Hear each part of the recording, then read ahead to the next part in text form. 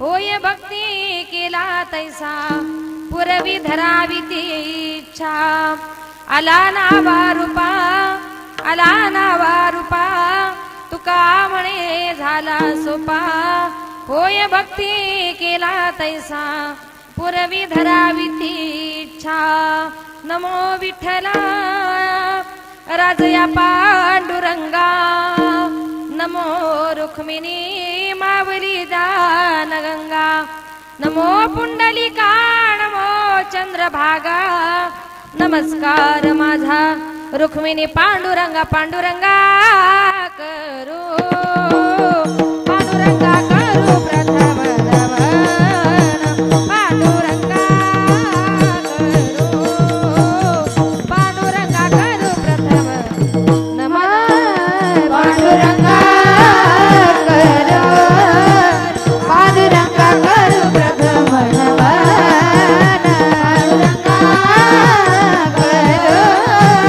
पांडुरंगा करू प्रथम नमन दुसरे चरण संतांचिया दुसरे चरण संतांचिया दुसरे चरण संतांचिया दुसरे चरण संतांची त्यांच्या कृपादाने कथेचा विस्तार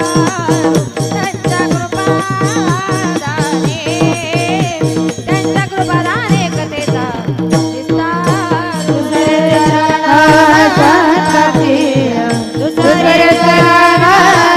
संतांचिया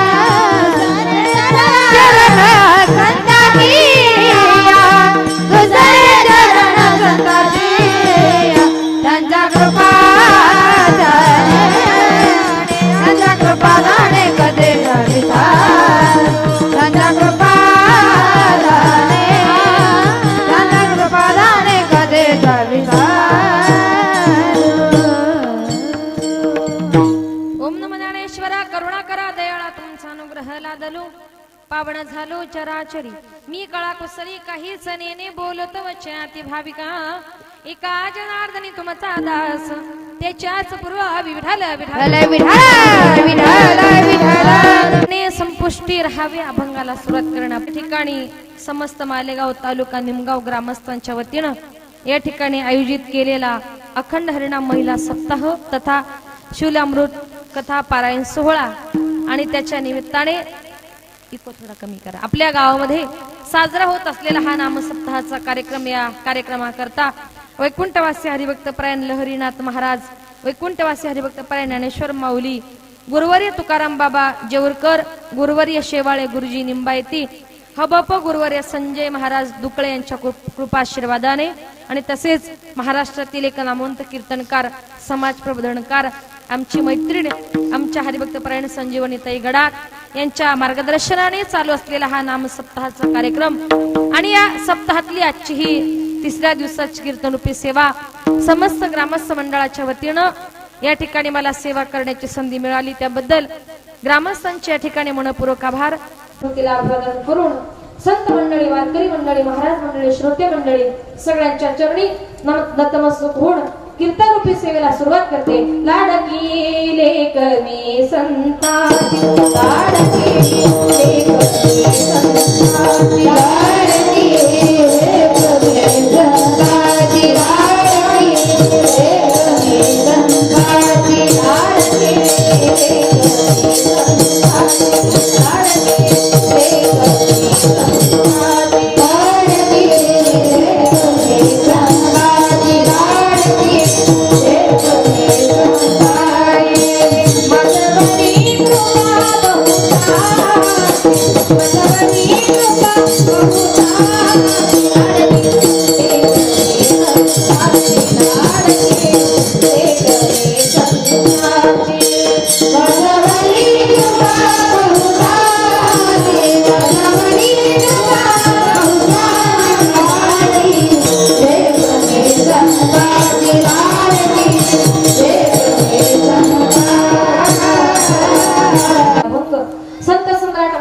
मूर्तिमंत पुतळे वारकरी संप्रदायाचे कळस विश्ववंदनीय श्रीमंत तुकोबारायांचा चार चरणाचा भावपर भक्तिपर प्रकरणातला तुमच्या आमच्या सगळ्यांच्या परिचयात असणारा असा गोडा अभंग या कीर्तन रूपी सेवे करताना वडला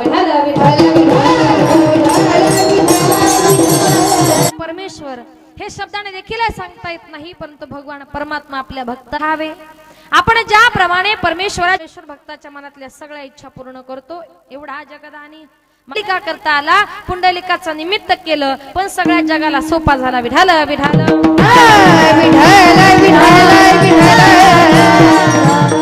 एवढा प्रभू भावे तेने संपुष्टी राहावे. तुकोबाराय म्हणतात एवढा एवढा एवढा म्हणजे नेमका केवढा. तरी अभंगामध्ये जगद्गुरु तुकोबाराय पांडुरंग परमात्म्याच्या ऐश्वर्याचं वर्णन करण्याचा प्रयत्न करतात, परंतु ते माझ्याच्याने होत नाही. स्वतः सांगतात, अरे देवा, अरे पांडुरंगा, जो रात्रंदिवस तुझ्या बरोबर होता, इको थोडा कमी करा, एकत्र जेवलास, एका पलंगावर झोपले, एका क्षणाचाही वियोग तुला सहन झाला नाही. अशा नवविधा भक्तीपैकी सख्य भक्ती ज्याने केली तो सख्यपणे अर्जुन, नर नारायण, सृष्टी जनार्दन एक रूप. 24 तास अर्जुन देवाच्या बरोबर राहत होता. तरी देवा तू कसा आहे, किती मोठा आहे हे अर्जुनाला कळलं नाही. बरं, अर्जुनाचं जाऊ द्या, ज्या यशोदा मातेने त्याचा संभाळ केला, तिला देखील आपला भगवान परमात्मा कसा आहे, किती मोठा हे कळलं नाही. कारण एक दिवस यशोदा माता घरामध्ये काहीतरी काम करत असताना कृष्णाने घराच्या बाहेर जाऊन गुपचूप माती खाल्ली. आता माती खाल्ली बळरामाने बघितल्यानंतर बळराम दादा पळत गेला आणि आईला सांगू लागला, आई ग आई, नाही खाली ग म्या माती, आई ग आई, नाही खाली ग म्या माती, आई ग आई, नाही खाली ग म्या माती, आई ग आई, नाही खाली ग म्या माती, आई ग आई, नाही खाली ग म्या माती, आई ग आई, नाही खाली ग म्या माती, आई ग आई, नाही खाली ग म्या माती, आई ग आई, नाही खाली ग म्या माती. बळीराम दादा हो बळीराम दादा, बळीराम दादा हो बळीराम, बळीराम दादा हो बळीराम दादा, बळीराम दादा हो बळीराम दादा, बळीराम दादा खोटे बोलतो, खोटे बोलतो बळीराम दादा, बळीराम दादा खोटं बोलतो, खोटं बोलतो बळीराम दादा. भांड घेतो मजवरती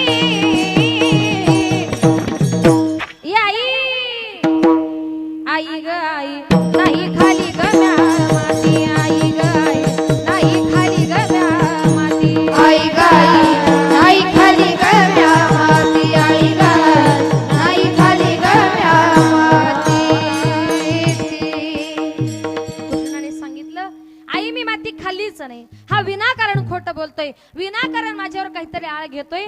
पण जेव्हा कृष्ण आपल्या आईला सांगत होता आई मी माती खाल्लीच नाही, तेव्हा भगवान कृष्णाचं वय जर बघितलं किती होतं, तळवे तळ हात, तळवे तळ हात, तळ हात टेकीत, तळवे तळ हात, तळवे तळ हात, तळ हात टेकीत, डाव्या गुडघ्यानं रागत, डाव्या गुडघ्यानं रागत, डाव्या गुडघ्यानं रागत, तळवे तळ हात, तळ हात टेकीत, तळवे तळ हात, तळ हात टेकीत, डाव्या गुडघ्याने गुडघ्याने रागत, डाव्या गुडघ्याने गुडघ्याने रागत, डाव्या गुडघ्याने गुडघ्याने रागत.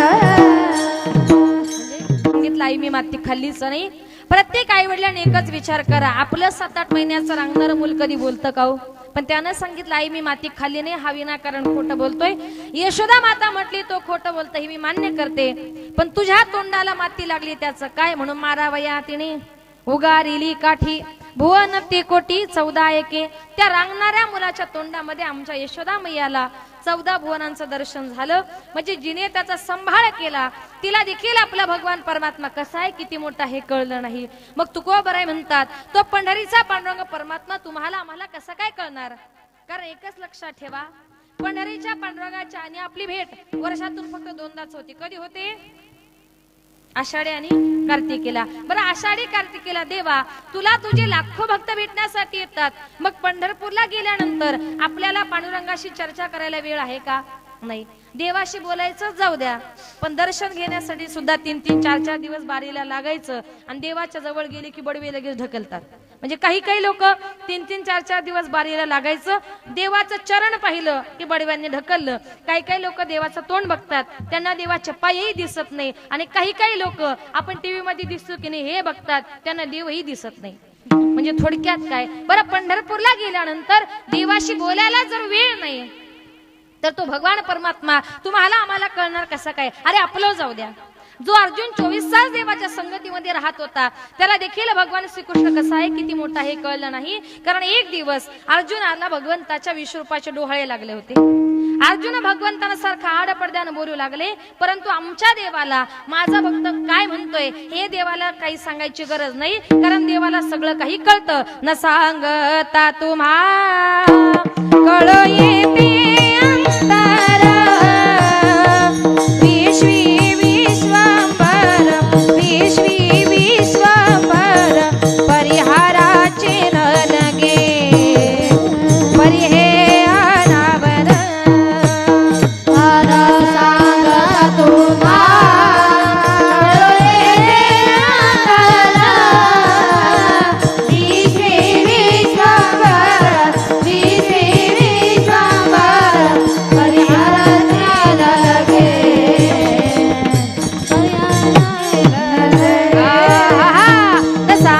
तुम्हा कळो येते अंतर कळो येते अंतर विश्वी विश्वंभर विश्वी विश्वंभर परिहाराची न लगे कळो येते अंतर विश्वी विश्वंभर विश्वी विश्वंभर परिहाराची न लगे. न सांगता तुम्हा कळो येते अंतर विश्वी विश्वंभर परिहाराची न लगे. आमच्या भगवंताला सगळं काही न सांगता कळतं. आणि त्यावेळेला देवाला समजलं अर्जुनाला मला बघायचंय. भगवंता लगेच विश्वरूप नटले. त्या विश्वरूपाने अर्जुनाचे डोळे दिपले. अर्जुन भगवंताकडे न पाहता गुडघ्या डोके घालून बसला आणि ही अडचण देवाच्या लक्षात आली. देव म्हटले, अर्जुना अरे मला पाहण्याकरता तेवढी योग्यता पाहिजे. म्हणून देवाने अर्जुनाच्या प्रत्येक रोमा डोळे दिले आणि एक एक डोळा अगदी सूर्यापेक्षाही तेजस्वी, पण तरी सुद्धा अर्जुन भगवंतांचं विश्वरूप पाहू शकला नाही. म्हणून तुकोबाराय म्हणतात, देव केवढा असेल, देव केवढा असेल याची कल्पना मत जवळ नाही. अभंगाचे प्रथम चरण. एवढा प्रभू भावे एवढा प्रभू भावे एवढा प्रभू भावे एवढा प्रभू भावे एवढा प्रभू भावे एवढा प्रभू भावे एवढा प्रभू भावे एवढा प्रभू भावे एवढा प्रभू भावे एवढा प्रभू भावे एवढा प्रभू भावे एवढा प्रभू भावे एवढा प्रभू भावे एवढा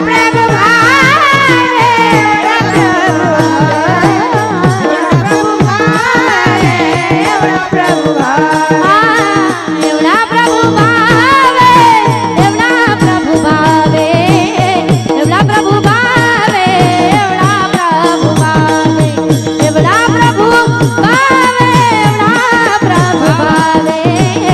भावे प्रभु भावे एवढा प्रभु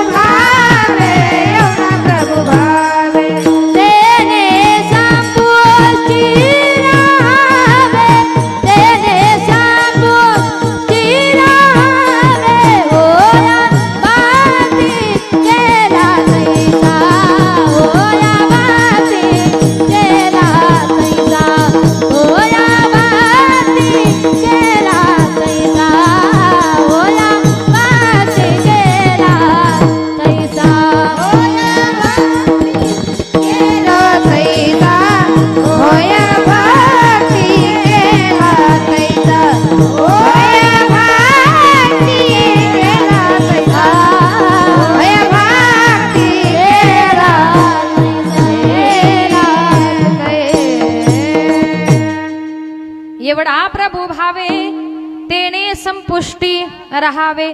एवढा मोठा भगवान परमात्मा आहे. पण आपल्या भक्ता करता छोटा होतो. किती छोटा होतो तेने संपुष्टी राहावे. म्हणून देवा करता गरज आहे ती भावाची. मनात भाव नसेल, श्रद्धा नसेल, भगवान परमात्म्याची प्राप्ती तुम्हाला होणार नाही. म्हणून देवा करता गरज आहे ती भावाची. पण बघा आत्ताचं हे कलियुग आहे आणि आत्ताच्या काळामध्ये लोक देवावर भाव ठेवत नाही, विनाकारण याच्यावर त्याच्यावर भाव ठेवतात. बघा आत्ताचं हे कलियुग आहे आणि आत्ताच्या काळामध्ये काही काही पुरुष लोक कसे म्हणतात, माझी बायको अशी ना, मी घरी गेल्याशिवाय ती जेवत नाही. तुमच्याकडे म्हणतात का?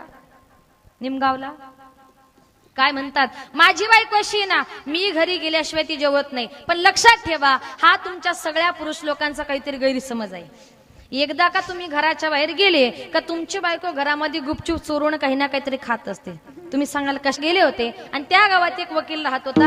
आता त्या वकिलाची बायको काय करायची, सकाळी 11 वाजता वकील कामाला निघाला की दोघे जण नवरा बायको बरोबर जेवण करायचे, आणि संध्याकाळी 5 वाजता वकील कोर्टातून घरी आला, दारामध्ये तोंड सोडून बसायची. आणि नवरा आला की त्याला म्हणायची, काय हो मला फार भूक लागते ना, तुम्ही लवकर येत जा ना, मला फार भूक लागते. तो म्हटला तुझी तू जेवण घे ना.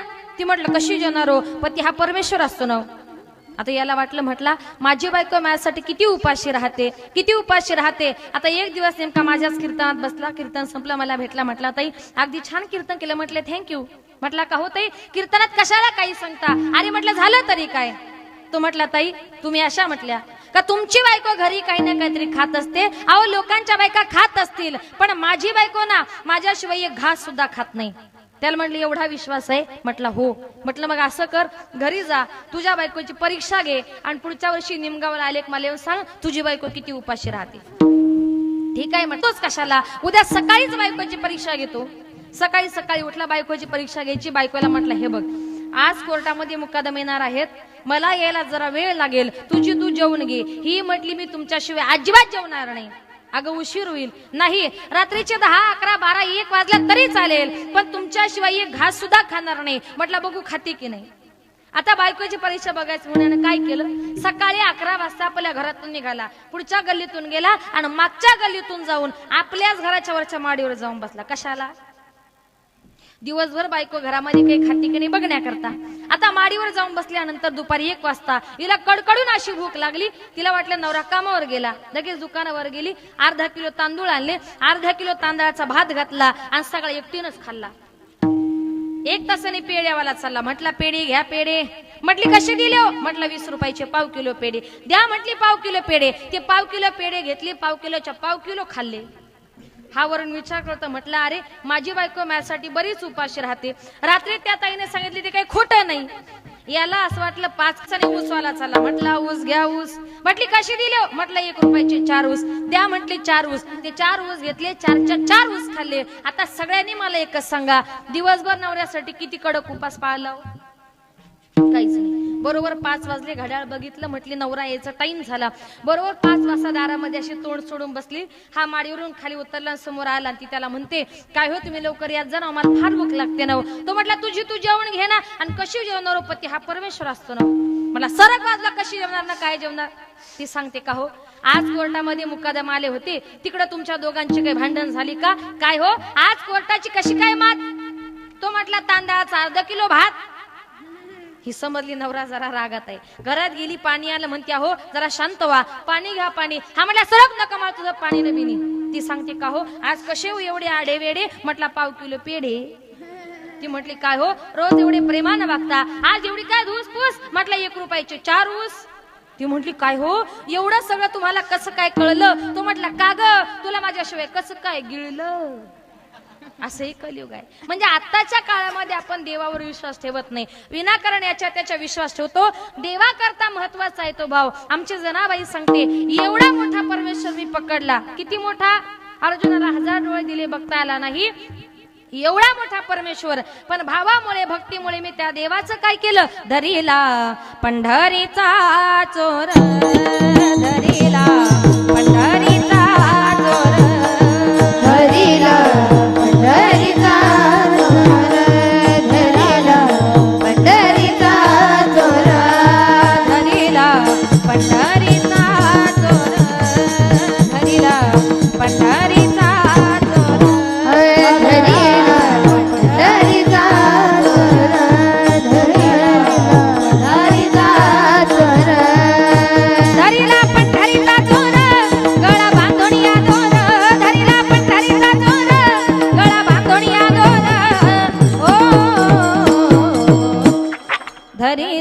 पंढरीचा जोर धरिला पंढरीचा जोर धरिला पंढरीचा जोर गळा बांधून आढळ धरिला पंढरीचा जोर बांधून आढळ धरिला पंढरीचा जोर धरिला पंढरीचा जोर चोर गळा बांधून या दोर. एवढा मोठा प्रभू आमच्या जनाबाईने पकडला. कसा पकडला? जनाबाईनं रात्रंदिवस त्या विठ्ठलाची भक्ती केली, इतकी भक्ती केली, इतकी भक्ती केली का देव जनाबाईला सगळी कामं करू लागायचा. पहाटे 4 वाजता जनाबाई जर जात्यावर दळण दळायला बसली ना, देवही यायचा आणि जनाबाईला जात्यावर दळण दळू लागायचा. एक दिवस जनाबाई म्हटली, देवा आज दळण दळताना मुक मुक दळायचं नाही, मग माझी एक अट आहे. देव म्हटलं, काय गा जणे? जनाबाई म्हटले, हे बघ देवा, आज दळण दळताना मी पुढे बोलते आणि तू माझ्या पाठीमागे ओवी बोल. देव म्हटला, ठीक आहे जणे, अगं तू म्हणशील ते मी करायला तयार आहे. जनाबाई आणि देव दोघं जण जात्यावर दळण दळायला बसले. जनाबाईने ओवी गायला सुरुवात केली. पांडुरंग माझा पिता ग पांडुरंग माझा पिता. देवाना पाठीमागे बोलावं, पांडुरंग माझा पिता ग पांडुरंग माझा पिता. पुन्हा जनाबाईने बोलावं, पुंडलिक माझा बंधू ग पुंडलिक माझा बंधू. देवानेही बोलावं, पुंडलिक माझा बंधू ग पुंडलिक माझा बंधू. पुन्हा जनाबाईनं बोलावं, रखुमाबाई माझी माता ग रखुमाबाई माझी माता. आणि देवानेही बोलावं, रखुमाबाई माझी माता ग रखुमाबाई माझी माता. जण म्हटली, देवा तुझ्या डोक्यात काही फरक झाला का? देव म्हटला, काय झालं जणी? अरे रखुमाबाई तुझी माता का बायको? म्हणजे इतका देव जनाबाईच्या भक्तीसाठी वेडा व्हायचा. नवे नवे जनाबाईनं देवाची किती भक्ती केली का देवा जनाबाईला सगळी कामं करू लागायचा. झाड लोट करी जणी केर भरी चक्र पाणी केर भरी चक्र पाणी केर भरी चक्र पाणी. झाड लोट करी जणी केर भरी चक्र पाणी भरी चक्र पाणी केर भरी चक्र पाणी. झाड लोट करी जणी केर भरी चक्र पाणी झाड लोट करी जणी केर भरी चक्र पाणी. झाड लोट करी जणी केर भरी चक्र पाणी. झाड लोट करी जणी केर भरी चक्र पाणी. झाड लोट करी जणी केर भरी चक्र पाणी केर भरी चक्र पाणी केर भरी चक्र पाणी. झाड लोट करी जणी केर भरी चक्र पाणी केर भरी चक्र पाणी केर भरी चक्र पाणी. किती मोठा अधिकार. झाड लोट करी जणी जनाबाईनं झडून काढावं, देवानं केर भरावा. इतका मोठा जनाबाईचा अधिकार. आज लक्षात ठेवा, समाजामध्ये स्त्री आणि पुरुषांना 50-50% आरक्षण आहे. आहे ना? आहे. मी एखाद्या बाईने सांगितलं, हो आम्हालाही 50% आरक्षण आहे, आता मी झाडून काढले, तुम्ही एवढा केर भरा. भराल का हो? केर भराल का? नाही. कारण आम्ही काय जनाबाईने तुम्ही काय पांडुरंग परमात्मा नाही. ते फक्त त्यांनीच करावं. झाड लोट करी जणी केर भरी चक्र पाणी. पुढे जाऊन सांगते किती मोठा अधिकार होता. कधी कधी जनाबाई देवाशी भांडण करायची. भांडण करून देवाला शिवाय द्यायची. शिवाय देऊन काय म्हणायची? अरे काळ्या विठ्यामुळं मायेच्या कारट्या तुझी रांडरणकी झाली. जन्म सावित्री पिढ्या आली. तुझे गेले मडे तुला पाहून काळ रडे. उभी राहोनी अंगणी शिव्या देती जासी जणी. काय म्हणायची? काळे काळ्या तुझी रांड रणकी झाली. देवाला म्हणायची, काळ्या तुझी रांड रणकी झाली. अशी शिवी फक्त आपण आपल्या शेजारच्या बाईला देऊ द्या बरं. आपल्या डोक्याला एकही केस राहणार नाही. ती जनाबाई होती. देवासाठी महत्वाचा आहे तो भाव. देवा करता गरज आहे ती भावाची. एवढा मोठा भगवान परमात्मा आमच्या जनाबाईनं पकडला. कसा पकडला? त्याच्या गळ्याला दोर बांधला. कसाचा दोर? भावाचा दोर. एवढा मोठा प्रभू आमच्या यशोदा मातेनं पकडला. कसा पकडला? त्याला उखळाला बांधलं. कशाच्या जोरावर? भावाच्या जोरावर. त्या परमेश्वरा फक्त भावच आकळू शकतो. माऊली वर्णन करते, भाऊ बळे आकळे एरविना आकळे बळे आकळे एरभिना आकळे बळे आकळे एरभिना आकळे बळे आकळे एरभिना आकळे. कर्दळी आवळे कर्दळी आवळे तई सहानी कर्दळी आवळे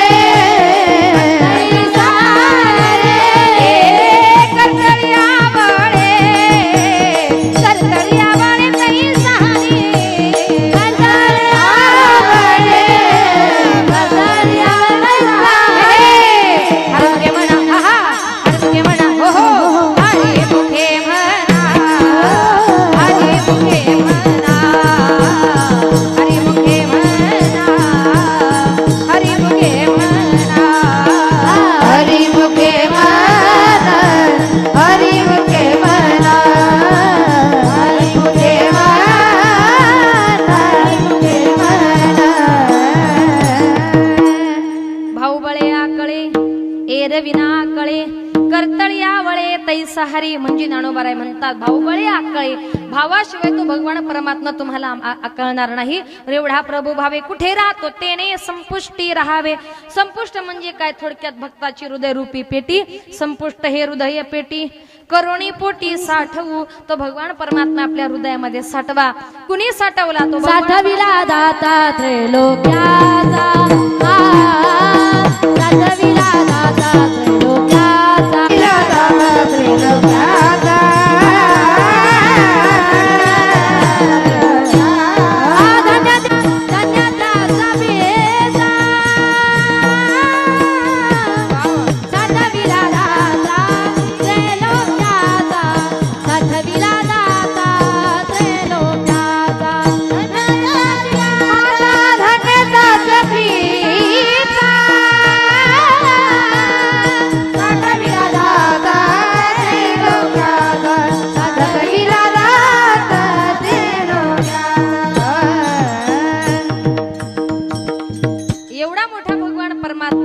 हृदयामध्ये राहतो कशावरून. एक दिवस ज्ञानोबाराय नामदेवराय पांडुरंग परमात्मा तिघा जणांचं संभाषण चालू होतं आणि बोलता बोलता नामदेवराय म्हटले, देवा या जगामध्ये या विश्वामध्ये तुझा सगळ्यात आवडता भक्त कोण आहे? देव म्हटले, नामदेव महाराजांना वाटलं देव माझंच नाव घेणार. देव म्हटले, नामदेवा सगळ्या भक्तांमध्ये माझा आवडता भक्त आहे तो आरणगावचा संत सावता महाराज. नामदेवराय म्हटले, देवा तुझे 24 तास या संगतीमध्ये राहतो. तो सावता महाराज आषाढी कार्तिकी शिवाय पंढरपूरला येत नाही आणि मग तो तुमचा आवडता भक्त कसा काय होऊ शकतो? म्हटले, माझा आवडता भक्त आहे तो सावता महाराज, कारण सावता महाराज माझ्यासाठी काही करायला तयार आहे. परीक्षा घ्यायची तर बिनधास्त घ्या. नामदेवराय नानोबाराय म्हटले, देवा सावता महाराजांची परीक्षा घ्यायची पण कशी घ्यायची? आपण तिघजण आरणगाव मध्ये जायचं, मी पुढे पळणार, तुम्ही दोघे जर माझ्या पाठीमागे पळायचं, एवढीच परीक्षा.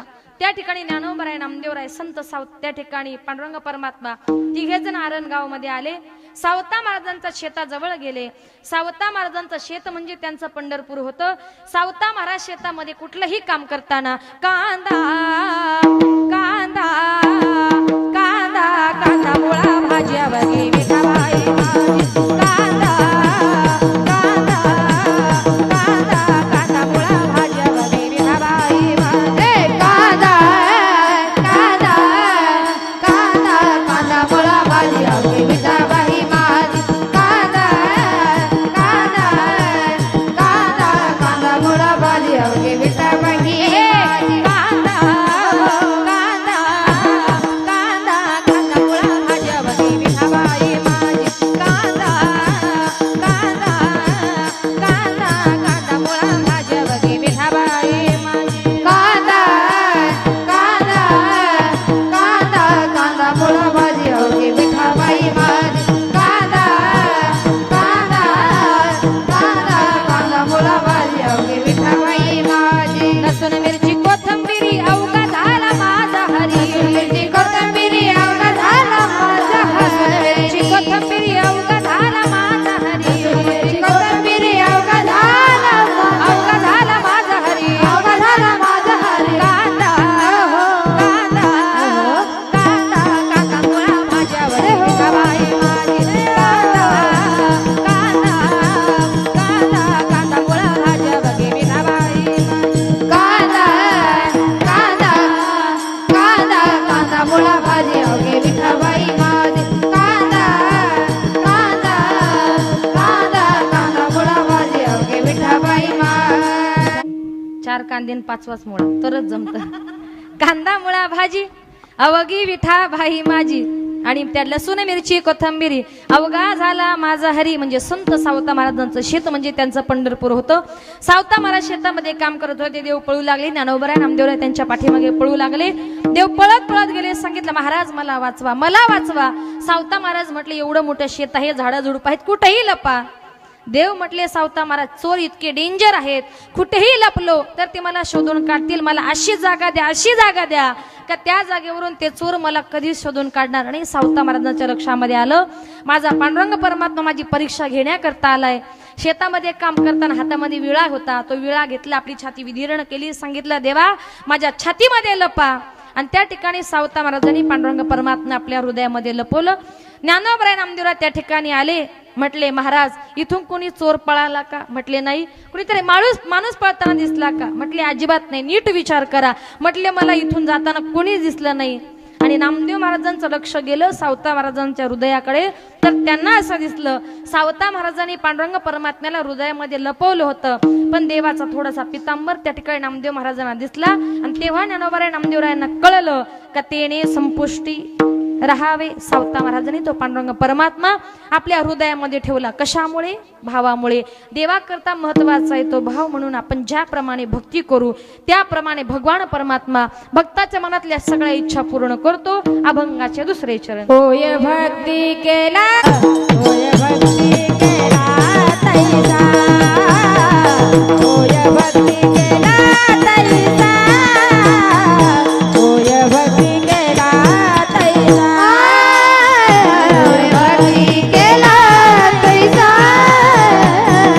भक्ती केला तैसा, भक्ती केला तैसा, होय भक्ती केला तैसा, होय भक्ती केला तैसा, होय भक्ती केला तैसा, होय भक्ती केला तैसा, होय भक्ती केला तैसा, होय भक्ती केला तैसा, भक्ती केला तैसा, भक्ती केला तैसा, होय भक्ती केला तैसा, पुरावी धरावी तीचा, पुरावी धरावी तीचा, पुरावी धरावी तीचा, पुरावी धरावी तीचा, होय भक्ती केला तैसा, होय भक्ती केला तैसा, होय भक्ती केला तैसा, होय भक्ती केला तैसा, पुरवी धरावी तीचा, धरावी तीचा, पुरवी धरावी तीचा, धरावी तीचा, होय भक्ती केला तैसा, भक्ती केला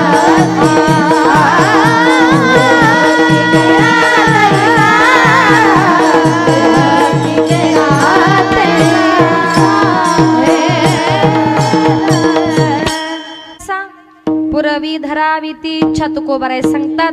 एवढा मोठा भगवान परमात्मा आहे. आपण ज्याप्रमाणे त्या परमेश्वराकडे मागू त्याप्रमाणे भगवान परमात्मा तुम्हाला आम्हाला द्यायला तयार असतो. भगवान परमात्मा भक्ताच्या मनातल्या इच्छा पूर्ण करतो. मनभावी देवाची सेवा करा. भगवान परमात्मा तुम्हाला आम्हाला प्रसन्न झाल्याशिवाय राहणार नाही. म्हणून एखाद्या माणसाने एखादं काम कमी करा, पण देवाचं भजन पूजन करणं मात्र चुकू नका. तयाचे भजन चुकू नका. देवाचं भजन करणं मात्र चुकू नका, कारण देवाचं पहिलं कार्य भक्ता राखे पायापासी. दुर्जनासी सहारी. आपल्या भक्ताचा सांभाळ करणं, दुर्जनाचा सहार करणं हे देवाचं पहिलं कार्य आहे. म्हणून माणसानं देवपूजा चुकू नका. काही काही लोक रात्रंदिवस त्या ठिकाणी देवपूजा करण्याचा फार कंटाळा करतात. आणि जे लोक देवपूजा करण्याचा कंटाळा करतात भगवान परमात्मा त्यांच्या हातून ती घडून घेतल्याशिवाय राहत नाही. एक सुंदर उदाहरण सांगते. एक दिवस आषाढी यात्रेच्या निमित्ताने एक वारकरी बाबा पंढरपूरला निघाले. निघाल्यानंतर ते आपल्या मुलाला म्हटले, बाळा पंढरपूरची आषाढीची वारी आहे, मी 2-4 दिवस पंढरपूरला चाललो, तू काय कर, मी गेल्यानंतर जरा पहाटे 4ला उठून जरा देवपूजा करत जा. मुलगा म्हटला, बाबा अहो पहाटे 4ची वेळ म्हणजे साखर झोपेची वेळ, मी काय देवपूजा वगैरे करणार नाही, मी काहीच करणार नाही. बाबा म्हटले, बाळा अरे असं नको करू, मी 50 वर्षापासून देवपूजा करतो, पण तू जर 4च दिवस केली नाही तर एवढ्या वर्ष केलेली देवपूजा फुकट जाईल. मुलगा म्हटला, ठीक आहे बाबा, तुम्ही पंढरपूरला जा, मी बरोबर घरी देवपूजा करतो. आता बाबा पंढरपूरला निघून गेले. आईला काळजी. पहाटे 4 वाजता आई उठली. आई म्हटली, बाळा उठ, अरे जरा देवपूजा करून घे. मुलगा म्हटला, काय गाई, अगं पहाटे 4ची चांगली साखर झोपेची वेळ, सारखी कटकट लावली, देवपूजा कर देवपूजा कर. आई म्हटली, बाळा अरे तो देव आहे, त्याला अशी कटकट म्हणू नये. अगं कटकट नाही तर काय. रागाच्या भरात उठला, देव घरात गेला, देवघरातले सगळे देव गोळा केले आणि देवाने घेऊन रागाने डायरेक्ट एका विहिरीवरच आंघोळ करण्याकरता गेला. आता विहिरीवर आंघोळ करता करता याच्या मनामध्ये विचार आला. म्हटला, रोज पहाटे 4 वाजता उठायचं या 9-10 देवांची देवपूजा करायची. मग देवपूजा कमी कशी करावी लागेल, त्यानं काय केलं, 9-10 देवांपैकी 4-5 देव घेतले, रागारागाने विहिरीमध्ये टाकून दिले. 4-5 देव घेऊन घरी आला आणि देवासमोराचा हात जोडून बसला. तेवढ्यात आई आली. आई म्हटली, बाळा अरे झाली का देवपूजा, लावला का देवाला गण? म्हटलं कशाचं काय आई? आई म्हटली, बाळा तेवढा नाराज का? म्हटलं कसंही नाही, अगं मगाशी देवाने गुण विहिरीवर आंघोळ करण्याकरता गेलो, पण आंघोळ करता करता की नाही 4-5 देवांनी विहिरीमध्ये जीवच दिला. आता त्यांना सुतक पडलं, मग गण कुठून लावायचा? आई म्हटली, बाळा देवाची टिंगल करतो का? रागाच्या भरात उठली आणि त्याच्या एक ताडकन थोबाडीत मारली, अगदी अशी. आता थोबाडीत मारल्या बरोबर रागाच्या भरामध्ये सकाळी सकाळी उठला, रागाने डायरेक्ट आपल्या सासूरडेला निघून गेला. सासूबाई दारातच उभी होती, जावयाला बघितलं आणि सासूबाई म्हणते, जावई बापू अहो बरं झालं आलात, अहो देवानच तुम्हाला पाठवलं, अहो पंढरीच्या पांडुरंगानेच तुम्हाला पाठवलं. जावई म्हटला, सासूबाई अहो सकाळी सकाळी 6 वाजता एवढं कौतुक कशा करतात चालले, देवानं पाठवलं पांडुरंगानं पाठवलं. ती म्हटली, कसं नाही जावई बापू, अहो काल तुमचे वडील आमच्या घरी आले, तुमच्या सासऱ्यांना अगदी जबरदस्तीने पंढरपूरला घेऊन गेले. अहो मला कालपासून चिंता पडली होती, देवपूजा कोण करेल, देवपूजा कोण करेल. म्हटली बरं झालं टाइम आला. म्हटलं तिकडून सुटलो आणि इकडे आलो. आता पहाटे 4ला सासूबाईने उठवलं. आता जावयाची देवपूजा म्हटल्यानंतर सासूबाईने अगोदरच सुगंधी फुले, सुगंधी अगरबत्त्या, सुगंधी अत्तर, सगळ्या सुगंधी वस्तू ठेवल्या आणि जावयाने देवपूजा करायला सुरुवात केली. तेवढ्या शेजारीबाई आली. शेजारीबाई म्हटली, का हो शेजारीबाई तुम्ही रोजच देवपूजा करता, पण आज एवढा सुगंध कसला येतोय? ती म्हटली, कसं आहे ना, काल आमचे हे पंढरपूरला गेले, योगायोगाने जावई आले, मग जावयाची पूजा म्हणजे सगळ्या हायफाय गोष्टी पाहिजे. म्हटली, का ग तुझे जावई देवपूजा पण करतात? म्हटली, हो अगदी उत्तम प्रकारे, अगदी छान प्रकारे. मग म्हटली, बरं झालं, आमचे हे पण कालच पंढरपूरला गेलेत, जरा तुझी झाली का माझी पण करायला पाठव. याने ऐकलं. हा म्हटलं रोज पहाटे 4 वाजता उठायचं, 2-4 घरची देवपूजा करायची, त्यापेक्षा म्हटलं मीच जातो आणि एखाद्या विहिरीमध्ये जीव देतो. इतका देवपूजेला कंटाळला, रागाच्या भरामध्ये सकाळी सकाळी उठला, रागाने विहिरीकडे चालला, विहिरी जवळ गेला, जीव देणार. शेतकरी म्हटलं, अरे थांब, माझ्या विहिरीमध्ये का जीव देतोस? एवढा का संसाराला कंटाळला? तुला जर कामाचा कंटाळा आला असेल ना तर माझ्या घरी चल, मी तुला कुठलंच काम सांगणार नाही. 2 टाइम नाश्ता, 2 टाइम जेवण, 2 टाइम चहा, फक्त एकच काम करायचं, पहाटे 4 वाजता उठून देवपूजा. देवतारी त्याला, म्हणजे तुम्ही जीव जरी द्यायला गेले तरी आमचा भगवान परमात्मा तुम्हाला सोडणार नाही. तुकोबाराय म्हणतात, बाबांनो देवाची टाळाटाळ करण्यापेक्षा आपुला तो एक देव करून घ्यावा नवीन जीवा सुख नो हे, आपुला तो एक देव करून घ्यावा नवीन जीवा सुख नो हे, आपुला तो एक देव करून घ्यावा नवीन जीवा सुख नो हे, आपुला तो एक देव करून घ्यावा नवीन जीवा सुख नो हे, आपुला तो एक देव करून घ्यावा नवीन जीवा सुख नो हे, आपुला तो एक देव करून घ्यावा नवीन जीवा सुख नो हे, जीवा सुख नो हे, आपुला तो एक देव करून घ्यावा जीवा सुख नो हे.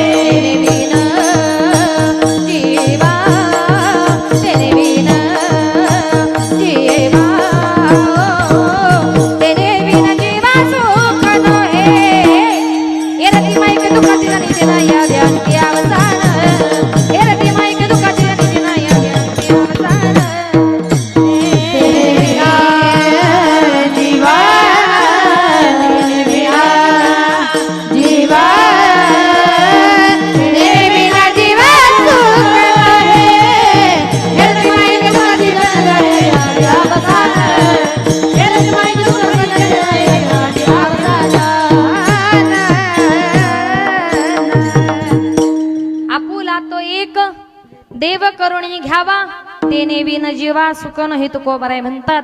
देवाची टाळटाळ करण्यापेक्षा एक भगवान परमात्मा आपला करा आणि एक परमात्मा आपला केल्याशिवाय या संसारामध्ये माणसाला कुठल्याही प्रकारचं सुख मिळणार नाही. एखाद्यानं मोठा बंगला बांधला, मोठी गाडी घेतली, भरपूर पैसा आला, आपण म्हणतो माणूस सुखी झाला, पण माझं एकच वाक्य लक्षात ठेवा, माणसाकडे जेवढा पैसा जास्त तेवढं माणसाला दुःख जास्त. रामदास स्वामींनी वर्णन केले, जगी सर्व सुखे असा कोण आहे, विचारे म्हणा तूच शोधून पाही, या जगामध्ये कोणी सुखी नाही. पण आपल्याला असं वाटतं नाही बाबा माझ्या शेजारचा फार सुखी, मी फार दुःखी. एका गावात शेजारी 2 घरं होती. त्या 2 घरांची कंडिशन अशी, एका बाईचा नवरा घरामध्ये आला का 2 नवरा बायकोची सारखी भांडण, त्यांच्यामध्ये शिवाय बोलणंच नाही. आणि दुसऱ्या बाईचा नवरा असा होता, तिचा नवरा घरातून आला का त्या घरातून फक्त हसण्याचाच आवाज यायचा. ही बाई म्हणायची, मेला टोंगा कुठून माझ्या नशिबाला पडला. घरात आला की सारखा भांडतो, सारखा मला मारतो, सारखा मला शिव्या देतो. तिनं ठरवलं आता शासनानं आपल्याला 50% आरक्षण दिले, आता इथून पुढे घाबरायचं नाही. नवऱ्यानं काही उलट बोलायला सुरुवात केली तर त्याला उलट बोलायचं. आता म्हटली नवऱ्याला घाबरायचं, बघा नाही म्हणतात. म्हटली आता 50% आरक्षण, आता म्हटली घाबरायचंच नाही. आज नवरा घरामध्ये आला का त्याला उलट बोलायचं ठरवलं. संध्याकाळी नवरा घरामध्ये आला, त्यांना भांडायला सुरुवात केली. म्हटली का हो, घरात आले की सारखे भांडतात, सारखे शिव्या देता, तुम्हाला हसताच येत नाही का? जरा शेजारच्या घरात जा आणि तुमच्या मित्राचा हसायचा आदर्श घेऊन या. नवऱ्याने विचार केला, अरे 25 वर्षात बायको कधी नाही बोलली, आजच बोलली, तिच्या बोलण्यात काहीतरी तथ्य आहे. तो शेजारच्या घरात गेला आणि सांगितलं, मित्रा अरे आम्ही दोघे नवरा बायको रात्रंदिवस भांडतो, तुम्ही दोघे सारखे हसता, बरं हसण्यासाठी करतात तरी काय, आम्हालाही सांगा म्हणजे आम्ही पण हसत जाऊ. म्हटलं तुला ऐकायचंय हाय ते बरं आहे, तुम्ही दोघे भांडता, आम्ही दोघे हसतो, याला कारण एकच आहे. म्हटलं माझं माझ्या बायकोचं भांडण झालं का माझी बायको माझ्या पाठीमागे लगेच लाटणं घेऊन लागते, चपात्या लाटायचं. ती लाटणं घेऊन पाठीमाग लागली तर मी जोरात पळतो, मी पळालो ती मला लाटणं फेकून मारते, लागलं तर ती हसते आणि हुकलं का मी हसतो. म्हटलं आपलं बरं आहे, तुमची लाटण्याची वारंवारी आमच्या शिव्या. म्हणजे आपल्याला असं वाटतं त्यांचा संसार त्यांचा प्रपंच सुखाचा आहे, कुणाचाही संसार कुणाचाही प्रपंच सुखाचा नाही. दुःख बांधवडी आहे हा संसार, सुखाचा विचार नाही कोठे. खरं सुख आहे ते भगवान परमात्म्याचं नामचिंतन करण्यामध्ये. म्हणून हा एकमेव वारकरी संप्रदाय असा आहे, या संप्रदायामध्ये कुठल्याही प्रकारचा भेदभाव होत नाही. लहान मोठा, स्त्री पुरुष, गरीब श्रीमंत, जाती धर्माचा भेदभाव होत नाही. जेव्हा सगळे वारकरी पंढरपूरला चंद्रभागेच्या वाळवंटामध्ये एकत्र येतात त्यावेळेला आपल्या जात क्रोध अभिमान सगळं विसरून एकमेकांच्या पाया पडतात. खेळ मांडीला वाळवंटी घाई, खेळ मांडीला वाळवंटी घाई, नाचती वैष्णव भाई रे, नाचती वैष्णव भाई रे. क्रोध अभिमान केला पावटणे, क्रोध अभिमान केला पावटणे, एक एका लागतील पायी रे.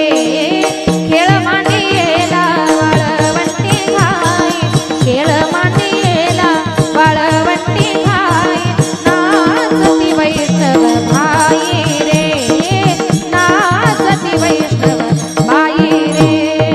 गोपी चंदनवटी तुळशीच्या माळा, गोपी चंदनवटी तुळशीच्या माळा, हार मिरविसी गळा, टाळ मृदुंग घाई पुष्प वर्षाव, विठ्ठल विठ्ठल विठ्ठल विठ्ठल विठ्ठल विठ्ठल विठ्ठल विठ्ठल, टाळ मृदुंग घाई पुष्प वर्षाव, अनुपम्य सुख सोहळा रे. खेळ मांडीला वाळवंटी घाई, खेळ मांडीला वाळवंटी घाई, नाचती वैष्णव भाई रे, नाचती वैष्णव भाई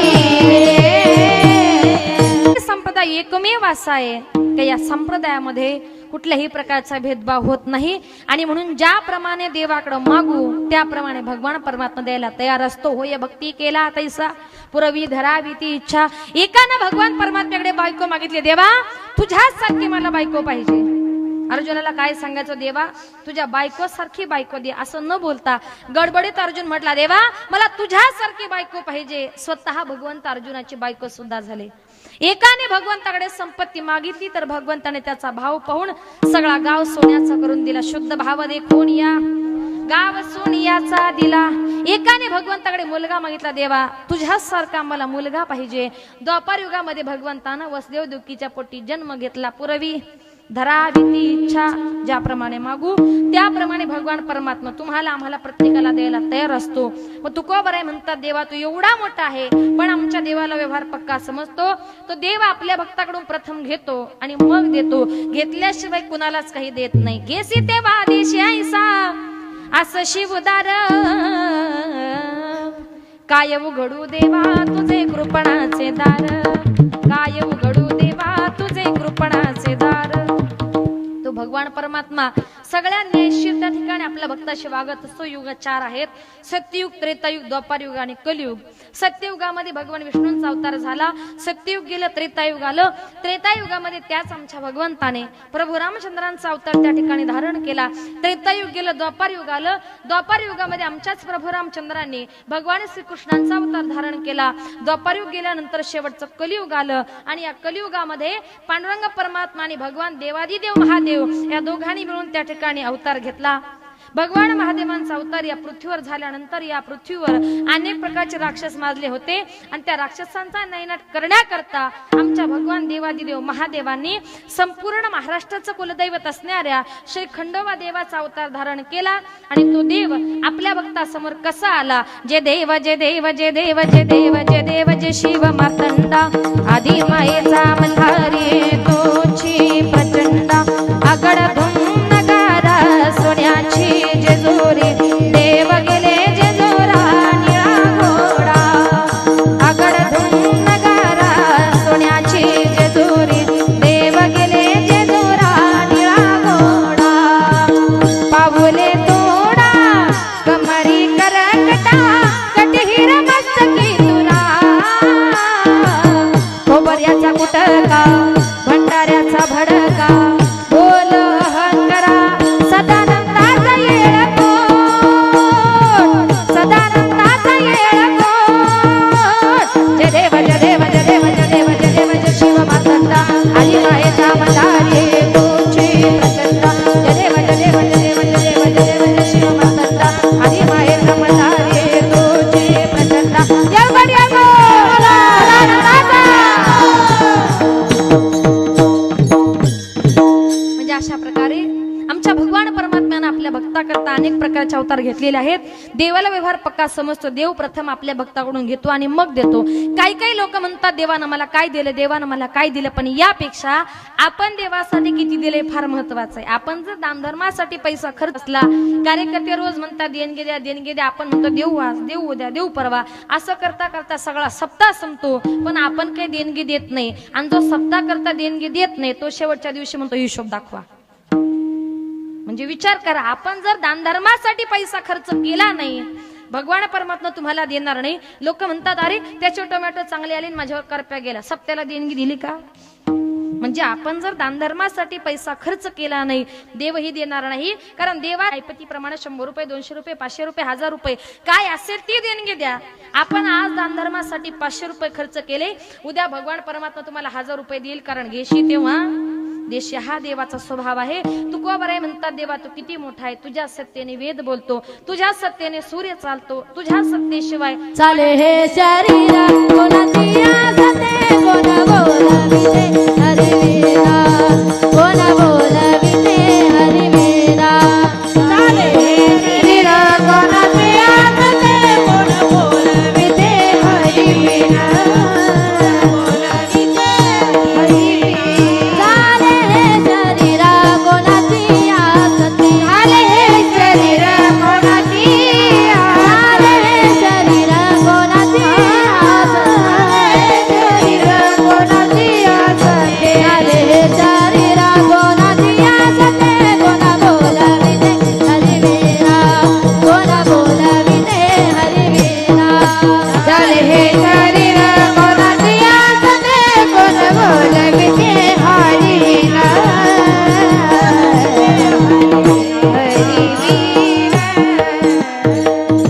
घेतल्याशिवाय देत नाही. एक दिवस भगवंताचं काहीतरी कामामध्ये असताना बोट कापलं.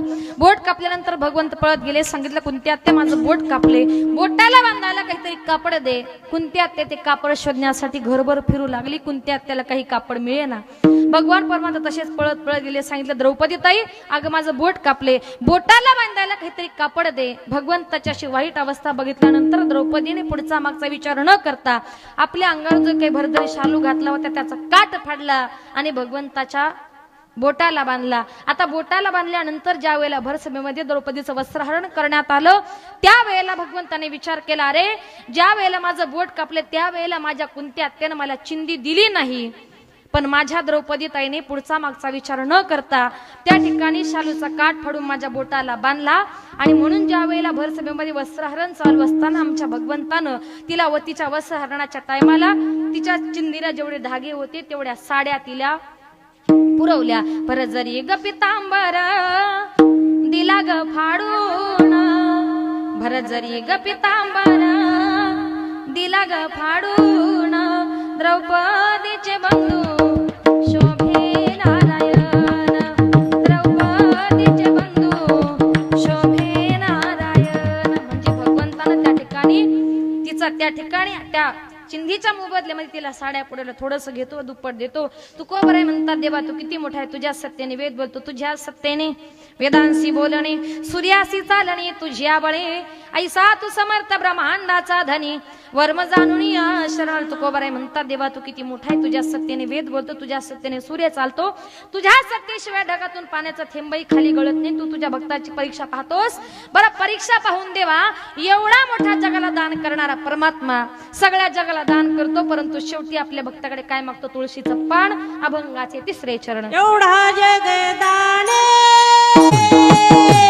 एवढा जगदाने, एवढा जगदाने, एवढा जगदाने, एवढा जगदाने, एवढा जगदाने, एवढा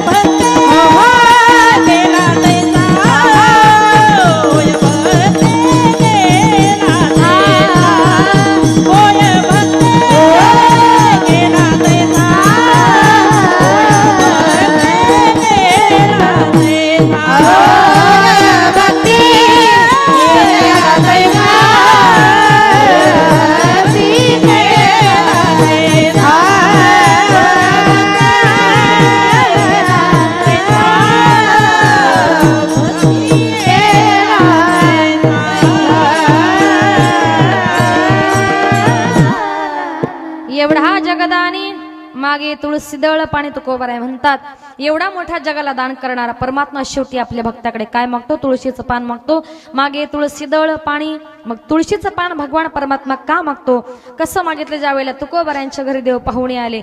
पाहुणे घरासी आज आली ऋषिकेशी काय करू उपचार, काय करू उपचार, खोप मोडकी जर तुकोबारायांच्या घरी पाहुणे आले. देव त्यांची खूप मोडकी होती, बसण्यासाठी मोडकी आवाजा, वरी वाकळांच्या शेजा बसण्यासाठी मोडक्या बाजा होत्या, त्याच्यावर गोधडी टाकलेली होती.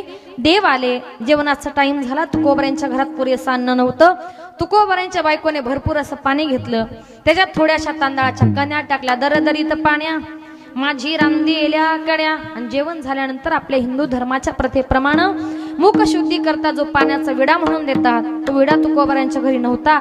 तुकोबारे ओशाळले लाजले. देव म्हटले तुकाराम महाराज लाजण्याची गरज नाही, समोर तुळशी वृंदावन आहे, जा तुळशीचं पान घेऊन या. तुकोबाराने तुळशीचं पान देवाला दिलं.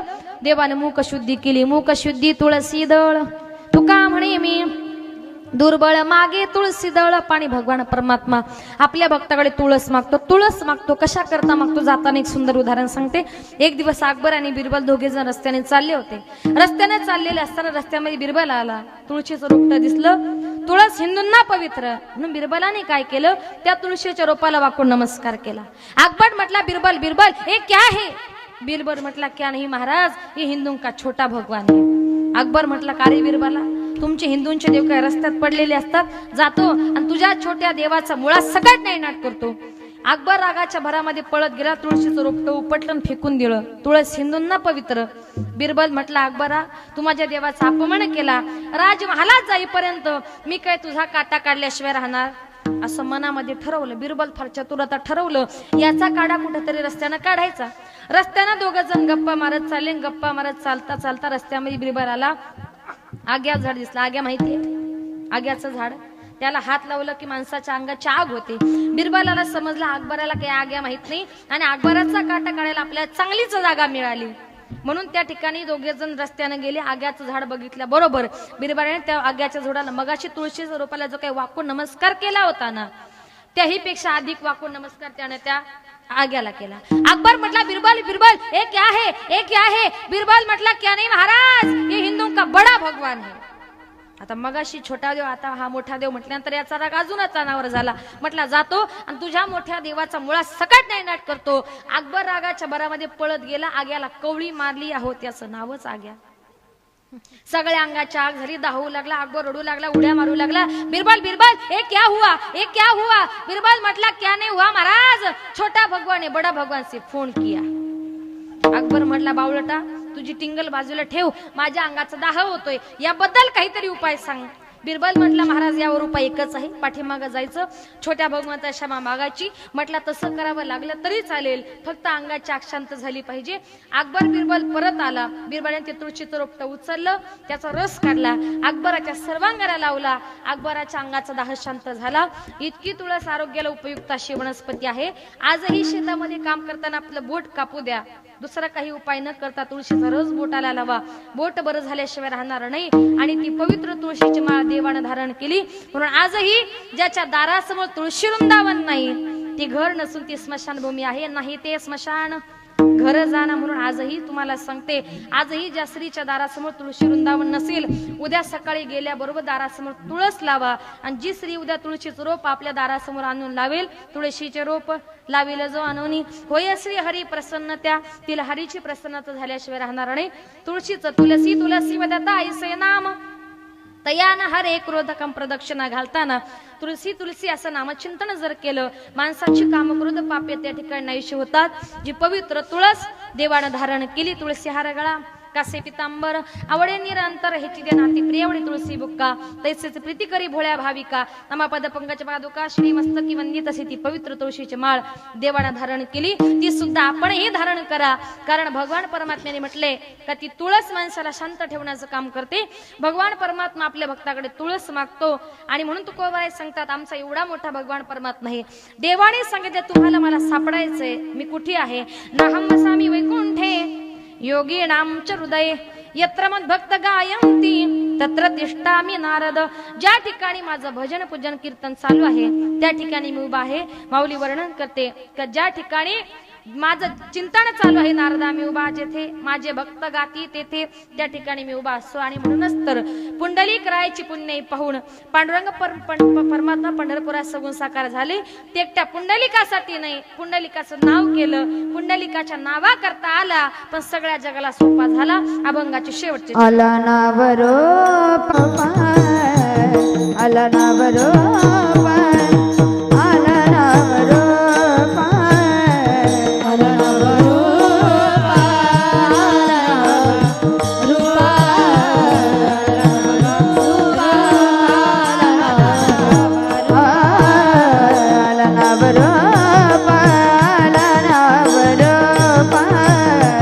आला नावरो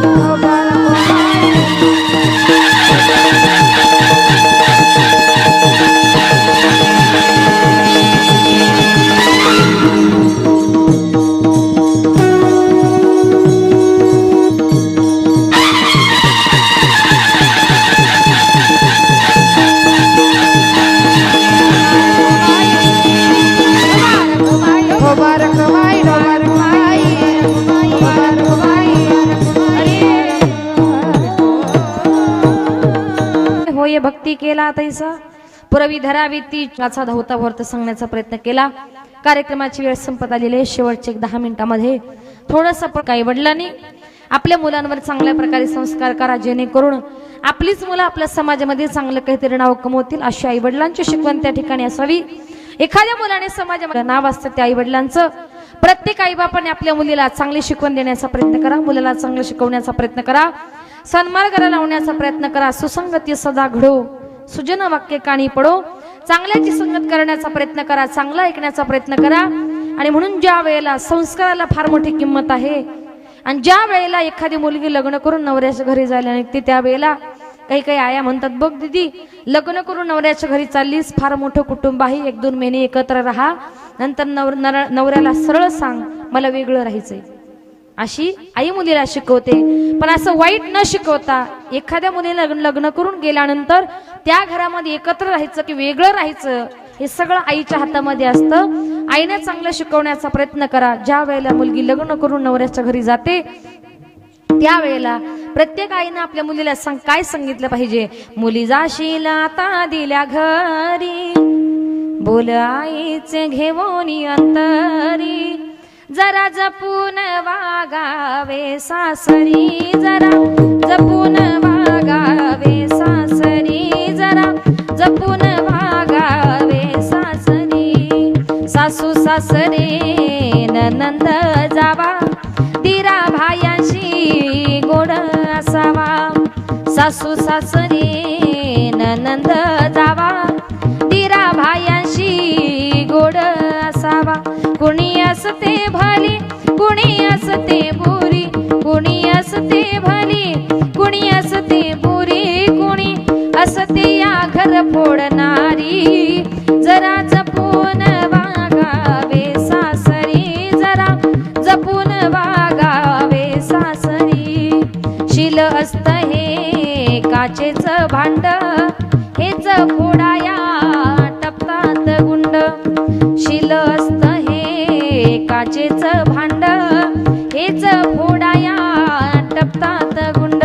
पती परमेश्वरी नांदतो संसारी, पती परमेश्वरी नांदतो संसारी, जरा जपून वागावे सासरी, जरा जपून वागावे सासरी, जरा जपून वागावे सासरी.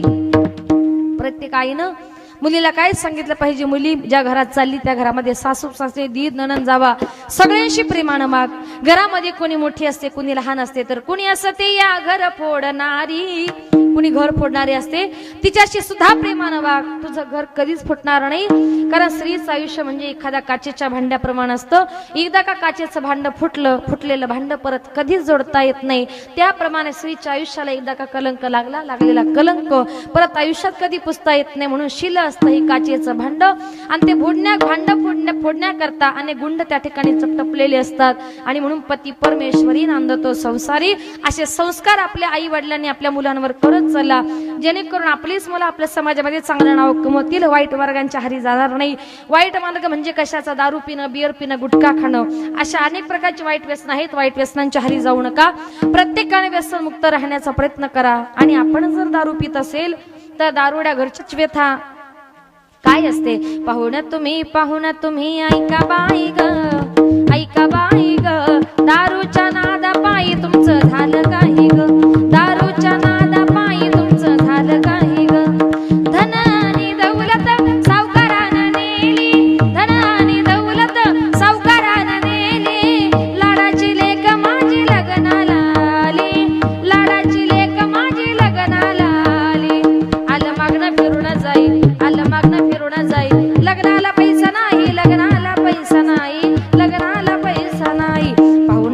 पाहुणं तुम्ही ऐका बाई ग, ऐका बाई ग, दारूच्या नादा पायी तुमचं झालं काही ग, दारूच्या नादा पायी तुमचं झालं काही ग. म्हणजे दारू पिणारा माणूस दारू पिण्याकरता आपली घर जमीनदार सगळं सावकाराच्या जवळ गहाण टाकतो. सावकाराचं कर्ज होतं, सावकार आपलं घरदार जमीन घेऊन जातो. मुलगी लग्नाला आली, मुलगी लग्नाची होते, पण लग्न करण्याकरता तुमच्या जवळ पैसाच नसेल, घरदार जर नसेल तर तुमच्या घरची मुलगी सुद्धा कोणी करत नाही. आणि त्याच मुलीला एखाद्या गरीबाच्या घरामध्ये दारुड्या ठिकाणी ढकलावं लागतं. म्हणून प्रत्येक आई बापानं चांगले संस्कार करा, प्रत्येकानं व्यसनमुक्त राहण्याचा प्रयत्न करा.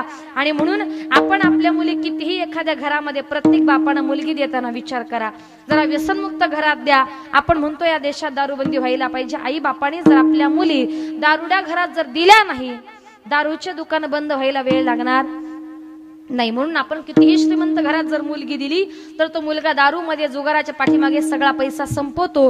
पैसा संपून बर्बाद झाला की चालला सासऱ्याच्या घरी भांडायला, मला ही जमिनीत वाटा पाहिजे. हा मुगाची पेरणी पोटाची दिली मैना त्याची उगीर बोलणी, जावयाची जात कुंपणा वरचा दोडका पोटाची दिली मैनादारी झुंजतो येडका. राग येऊ देऊ नका, तुम्ही सगळे जावई, तुमची जातच अशी आहे आणि म्हणून प्रत्येकानं चांगल्या प्रकारे वागण्याचा प्रयत्न करा. म्हणून या विश्वामध्ये आई बाप बहीण भावंड यांच्यासारखं श्रेष्ठ दैवत नाही. आई बाप या सगळ्यात महत्वाचं दैवत आहे. त्याप्रमाणे बहीण भावाचं नातं सुद्धा फार गोड असतं, पण ज्याला कळलं त्यानेच घेतलं. भावा ग बहिणीचं किती गोड असे नात, ज्याला त्याला कळे एका हृदयात. बहिणीचं भावाचं अतिशय गोड नातं असतं. घरामध्ये एकत्र राहिलेले, एकत्र खेळलेले, पण एक दिवस कुणीतरी परगाची मुलगी घरात येते, संपूर्ण घरदार फोडून टाकते. ती बहीण भावंड आई बाप लहानपणी कसे असतात.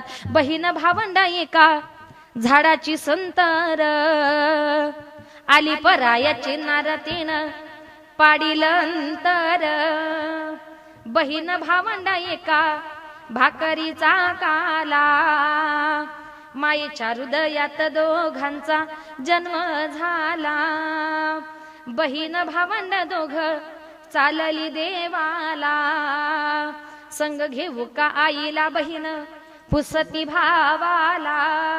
अतिशय गोड नातं, अतिशय जवळचं नातं असतं. आणि मग एक दिवस तो भाऊ त्या बहिणीच्या गावामध्ये येतो. मग त्या बहिणी म्हणतात, चौघी जणी बहिणी असतात, एकुलता एक भाऊ असतो. आई बाप अगोदरच गेलेले असतात. त्या बहिणींना आपल्या भावाशिवाय गावामध्ये कुणाचाच आधार नाही. त्या बहिणी म्हणतात, दादा अरे आमचे आई बाप गेले, तू आमचा एकुलता एक भाऊ आहेस, या जगामध्ये आम्हाला कुणाचाच आधार नाही. दादा तू आमच्याकडे येऊ नको, पण आम्ही कशा आहोत, महिन्यातून एकदा आमची चौकशी तरी कर, मुलाबाळांची चौकशी तरी कर. अरे दादा आम्ही चौघी बहिणी म्हणजे कुठे असतो, आम्ही चौघी बहिणी चार गावाच्या चिमण्या, सख्या भाऊ राया रातीच्या पाहुण्या. दादा तुझ्याकडे फक्त एकाच रात्रीच्या पाहुण्या रे दादा, जास्त नको रे. एका रात्रीपुरतं प्रेम दाखव, एका रात्रीपुरती माया दाखव. आम्ही चौघी बहिणी म्हणजे कुठे असतो, आम्ही चौघी बहिणी चार डोंगराच्या आड, सख्या भाऊ राया खुशाली पत्र धाड. तू येऊ नको, पण आम्ही कशा आहोत, आमची मुलं बाळ कशी आहे याची चौकशी तरी कर. कधी कधी भाऊ त्या बहिणीच्या गावात जातो, गावात फिरतो, गावातून निघून जातो. गावातले लोक म्हणतात, काय ग तुझा भाऊ आज गावामध्ये आला होता, घरी नाही आला का?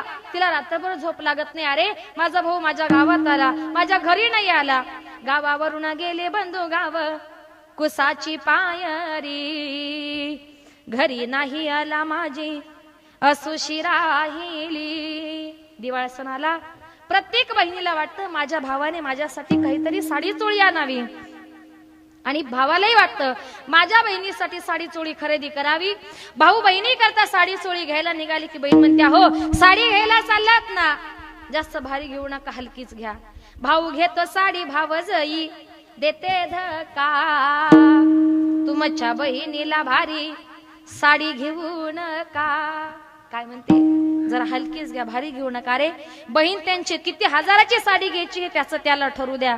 आणि मग अशाच प्रकारे तो भाऊ आपल्या बहिणीकडे त्या ठिकाणी जात नाही. म्हणून आत्ताच्या काळामध्ये काही काही भावांनी आपल्या बहिणीविषयी माया नाही, प्रेम नाही. त्यांची माया, त्यांचं प्रेम कुठं गेलं? आत्ताच्या काळात माया नाही ग भावाला, वाकडी केली वाट गेला सासूरवाडीला. कुठे जातो? सासऱ्याच्या घरी. सासऱ्याच्या घरी जायला थाट माट किती तयारी. सासूरवाडीला जायला गाडी वढली ताढली, बहिणीच्या गावा जाया यांची गाडी पंक्चर झाली. इतकं प्रेम असतं का? म्हणून बहिणीचं आणि भावाचं अतिशय गोड नातं असतं. ते नातं जपण्याचा प्रयत्न करा. या विश्वामध्ये आई बापासारखं श्रेष्ठ दैवत नाही. ज्यांनी जन्म दिला, लहानाचा मोठा केला, त्या आई बापाचे आपल्यावर अनंत उपकार आहेत. सगळ्या जगाला विसरा, पण आई बापाला मात्र विसरू नका. ज्या आईने लहानाचं मोठं केलं त्या आईचे आपल्यावर अनंत उपकार आहेत. आई थोडा तुझे उपकार, आई थोडा तुझे उपकार, 9 महिन्यांनी 9 दिवसांनी केले कृतार्थ जन्म देवनी. सोसिले दुःखाचे हे वार, सोसिले दुःखाचे हे वार, थोर तुझे उपकार आई, थोर तुझे उपकार. म्हणजे एकदा का आपले आई बाप गेले, गेलेले मायबाप माणसाला परत कधी मिळणार नाही. एकदा का आपली आई आपल्याला सोडून गेलेली आई माणसाला परत कधी मिळणार नाही. मग नंतर आपण रडत बसून म्हणतो, आई कशाला गेली आई तू स्वर्गाला, हो कोण वागेल तुझ्या या बाळा